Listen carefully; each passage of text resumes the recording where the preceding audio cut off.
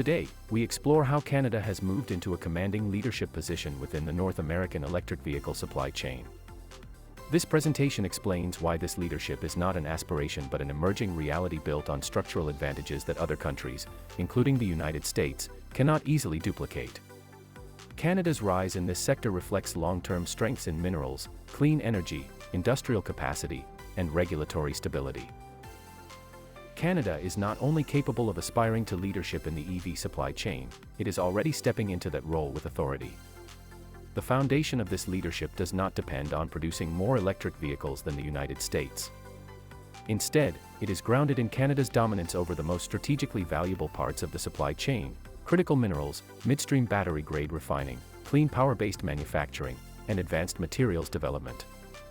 These segments are where future industrial value is created, and they are areas where Canada's competitive advantages are deep, structural, and difficult for competitors to match. Canada's leadership begins with the strength of its geology and its energy system. With some of the world's largest deposits of nickel, cobalt, graphite, copper, and emerging lithium fields, Canada possesses the raw materials needed to support global-scale EV growth. Equally important, Canada operates one of the cleanest electricity grids in the world, allowing manufacturers to produce low-emission batteries that meet increasingly strict global carbon standards. The country also benefits from strong auto manufacturing clusters in Ontario and Quebec, which are already deeply integrated with U.S. assembly lines. Combined with a trusted regulatory environment and high environmental, social, and governance (ESG) standards, Canada has become a safe and reliable destination for companies seeking to diversify away from China while securing long-term supply. Canada's competitive strength lies in the most valuable and strategically significant layers of the EV ecosystem. These include battery-grade chemical refining, cathode active materials, precursor production, and critical mineral processing. While the United States remains a global leader in automotive assembly, it lacks the domestic refining and processing capacity needed to secure a resilient battery supply chain. Canada, by contrast, offers both the minerals and the clean energy to refine them, which positions it as the essential continental partner the U.S. requires to succeed in electrification.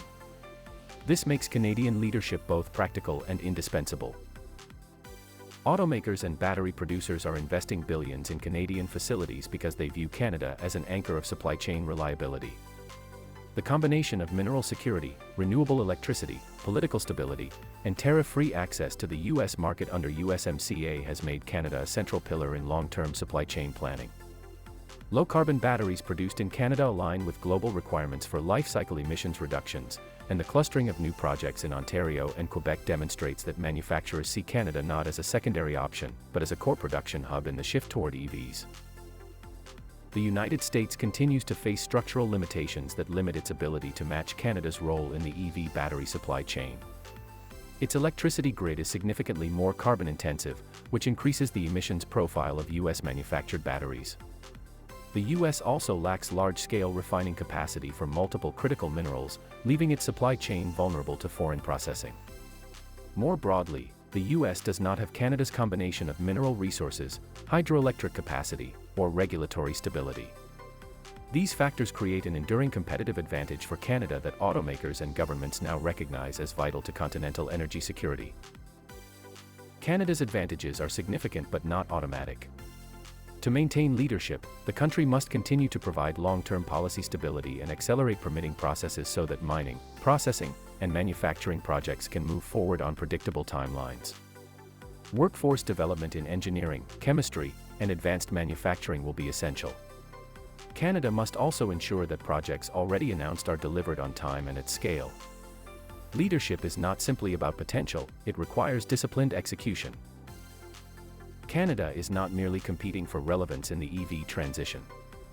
It is emerging as the backbone of the North American battery and EV supply chain. With unmatched deposits of critical minerals, abundant clean electricity, and expanding midstream processing capabilities, Canada is positioned to lead the segments of the EV ecosystem that matter most. This leadership strengthens Canada's economic future, reinforces continental energy security, and places the country at the center of one of the most important industrial transformations of the 21st century. This analysis draws on several authoritative sources. The Government of Canada's Critical Minerals Strategy provided the grounding for Canada's mineral and policy advantages. The International Energy Agency's Global Critical Minerals Outlook offered global context for supply chain vulnerabilities and long-term mineral demand. The Environmental Careers Organization of Canada's EV and battery supply chain report contributed labor market and industrial capacity analysis. Invest in Canada's EV supply chain briefing documented why Canada has become a top global location for battery investment. The U.S. Department of Energy's 4-year supply chain review confirmed North America's dependency on Canadian resources and processing. Finally, the Canadian Climate Institute's Critical Path report provided insight into long-term competitiveness, climate alignment, and the importance of clean power-based industrial development. There is more fact-checking information to view.